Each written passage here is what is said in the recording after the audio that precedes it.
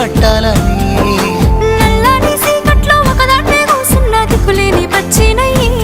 బావా నువ్వెప్పుడొస్తావని ఏళ్ళైపోతుండే పిల్ల ఎన్నెలొచ్చింది మన బతుకులా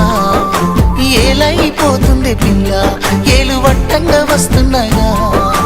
ఇన్నాళ్ళ ఎడబాటు ఎడవాసిపోతుందిలే ఈ సీనయ్య గుంటున్నదే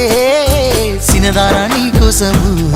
ఈ దూరాన్ని చెరుపుతూ తీరాల తెగిలింది అందాల ఈ మానవు